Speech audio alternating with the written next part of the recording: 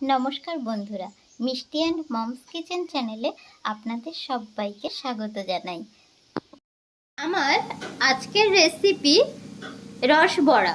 তো রস বড়া বানানোর জন্য প্রথমেই একটা পাত্রে নিয়ে নিয়েছি বিউলির ডাল। এটাকে বিউলির ডাল বলে, এটা দিয়ে বড়ি দেওয়াও হয়। তো এই ডালটাকে এবার ভালোভাবে ধুয়ে নিয়ে 6 ঘন্টা ভিজিয়ে রেখে দেব। জল দিয়ে এবার ভালো করে ডালটাকে ধুয়ে নিতে হবে।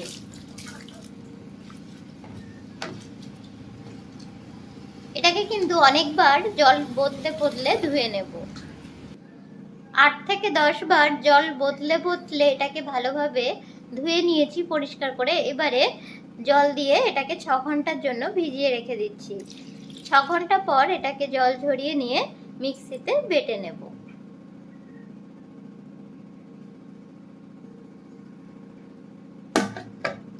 6 ঘন্টা পর ফিরে এসেছি।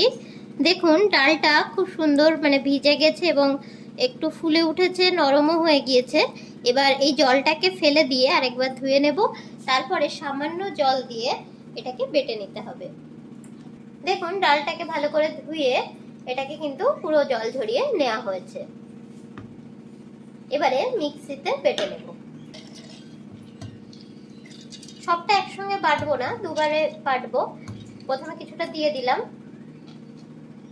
খুব বেশি জল দেওয়া যাবে না, দেখুন সামান্য একটু জল এর মধ্যে অ্যাড করলাম। এবার এটাকে মিক্সিতে ব্লেন্ড করে নিতে হবে।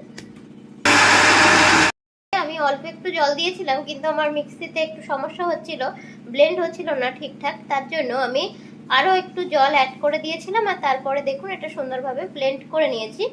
আর বাকিটাকে আমি আপনাদেরকে দেখিয়ে ব্লেন্ড করে দিচ্ছি। বাকি ডালটাও দিয়ে দিয়েছি। এবার এর মধ্যে দিয়ে দেওয়া হচ্ছে জল। দেখতেই পেলেন জলের পরিমাণটা কেমন দেয়া হলো। এবার এটা ঠিকঠাক দেয়া হয়েছে, আগের বারটা একটু কম হয়ে গেছিল। এবার এটাকে ব্লেন্ড করে নেব।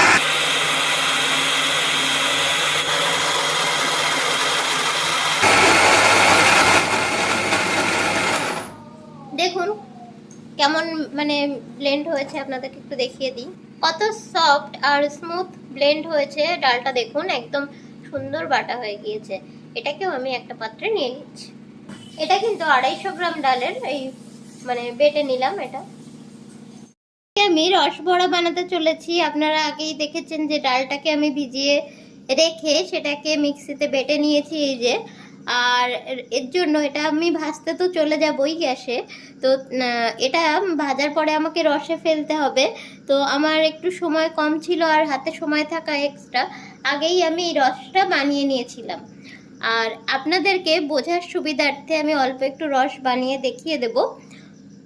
এখানে নিয়ে নিয়েছি 1 বাটি গুড়, এখানে জল আছে ছোট বাটির 1 বাটি, লবণ আর আছে কালো জিরে, আর এখানে এলাচগুলোকে একটু দেখুন ছাড়িয়ে রাখা আছে। আর আমি গ্যাসে আগে থেকেই বেশ খানিকটা তেল গরম বসিয়ে দিয়েছি, এখানে সাদা তেল লাগবে। এবারে এই যে বেটে নেওয়া ডালের মধ্যে এবার দিয়ে দেওয়া হচ্ছে লবণ।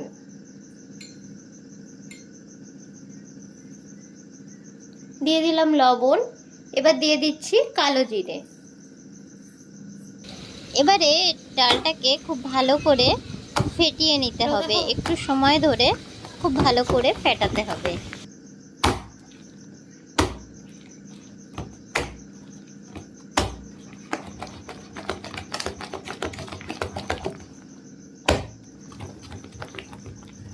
দেখুন যত ফাটানো হচ্ছে তত কিন্তু জিনিসটা আরো সাদা হয়ে যাচ্ছে বেশি, আর ফুলেও যাচ্ছে। দেখুন দেখুন 10 মিনিট ধরে ডালটাকে ফেটানোর ফলে কি সুন্দর সাদা একদম সফট হয়ে গেছে, আর বেশ খানিকটা ফুলেও গেছে। এবারে আমি বড়াটাকে ভাজতে গ্যাসে চলে যাচ্ছি। ভাজার সাথে সাথে একই সাথে রস তৈরি করার প্রণালীটাও আপনাদেরকে দেখিয়ে দিচ্ছি। রসটা তৈরির জন্য প্রথমে একটা কড়া বসিয়ে দিয়েছি। কড়াইটা একটু গরম হয়ে গিয়েছে।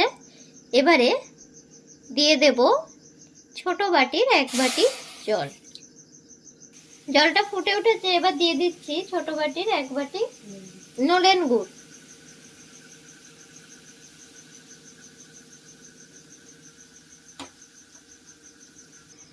এবার এবারে ওর মধ্যে দিয়ে দিচ্ছি গুড়টা ধুয়ে, মানে বাটিটা ধুয়ে অল্প একটু জল। দেখুন জল আর রস একসাথে মিলে ফুটতে শুরু করেছে। এবার দিয়ে দিলাম 4টে এলাচ। এটা এলাচটাকে একটু ফাটিয়ে দিয়ে দিয়েছি যাতে সেন্টটা খুব সুন্দর আসে। একটু নেড়ে দিচ্ছি। হাই ফ্লেমে 4 থেকে 5 মিনিট এভাবে ফুটিয়ে নিলেই তৈরি হয়ে যাবে খুব সহজে এবং খুব তাড়াতাড়ি পিঠের জন্য নলেন গুড়ের রস। একদম পারফেক্ট তৈরি হয়ে যাবে।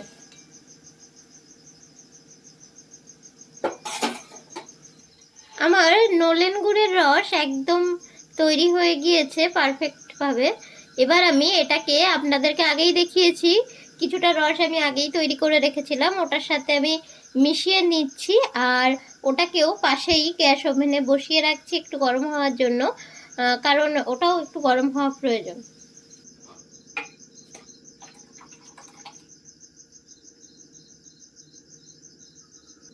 ওই গ্যাসটাও জ্বালিয়ে দিয়েছি, ওটা এবার একটু ফুটতে থাকবে। আর এদিকে আমি পাশে আরেকটা কড়াই নিয়ে নিলাম, আর এটাতেও আমি একটু তেল দিয়ে রেখেছিলাম একটু গরম হওয়ার জন্য। তেলটা গরম হয়ে গিয়েছে। এবারে দেখুন বড়াগুলোকে ভেজে নেওয়া হচ্ছে একটু বড় বড় শেপে, তেলের মধ্যে ঠিক এইভাবে দিয়ে দেওয়া হচ্ছে। আর যখনই মানে তেলের মধ্যে দেবেন তার আগে কিন্তু আরেকবার ফেটিয়ে নেবেন। আমরা আগে একটু ফাটিয়ে রেখেছিলাম, কিন্তু তার মাঝখানে ধরুন রসটা বানাতে এসেছি, প্রায় 4-5 মিনিটের ব্যাপার, একটুখানি ডালটা কিন্তু আবার মানে বসে যাচ্ছিল। তার জন্য ওটাকে আবার করে একটু ফেটিয়ে নেওয়া প্রয়োজন, তাহলে এটা আবার একটু হালকা হয়ে যাবে, আরও সফট হয়ে যাবে, আর বড়াটা ফুলবেও খুব সুন্দর। দেখতেই পাচ্ছেন বড়াগুলো কাটার সাথে সাথে কি সুন্দরভাবে সব ফুলে উঠছে। এইভাবে তেলের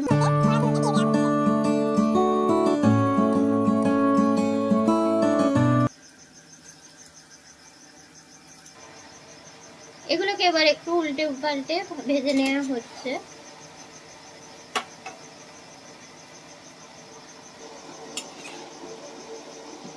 খুব ভালো করে ফেটানোর জন্য দেখুন বড়াগুলো কিন্তু খুব সুন্দর ফোলা ফোলাও হয়ে গেছে। আর এগুলোকে একটু উল্টে পাল্টে মানে একটু সময় ধরেই কিন্তু বেশ লাল লাল করে একটু ভাজতে হবে। পাশেই আপনাদেরকে একটা জিনিস দেখিয়ে দিচ্ছি, বাটিতে একটু জল নিয়ে নিয়েছি আর তার মধ্যে একটা বড়া কেটে দিচ্ছি। ফেটানোটা পারফেক্ট হয়েছে কিনা বুঝবেন যে এরকম জলের মধ্যে এটা দিলে যদি এরকম ভেসে ওঠে তাহলেই বুঝবেন যে ফেটানোটা একদম পারফেক্ট হয়েছে। দেখুন এই বড়াগুলো একদম ভাজা হয়ে গিয়েছে। এবারে এগুলোকে তুলে নেব। এবারে এগুলোকে তুলে কিন্তু পাশের কড়াইতে শিফট করে দিচ্ছি। পাশের কড়াইতে রসটাও দেখতে পাচ্ছেন একদম ফুটে গেছে। একটু গরম অবস্থাতেই কিন্তু রসের মধ্যে দিতে হবে, আর রসটাকেও কিন্তু গরম থাকতে হবে। যেহেতু ফুটে গেছে এবার কিন্তু ওটা অফ করে দিচ্ছি, ওটা বেশ খানিকক্ষণ গরমই থাকবে। এবার এই তেলের মধ্যে আরো কিছুটা বড়া একইভাবে দিয়ে দেওয়া হচ্ছে, ভেজে নেওয়া হবে।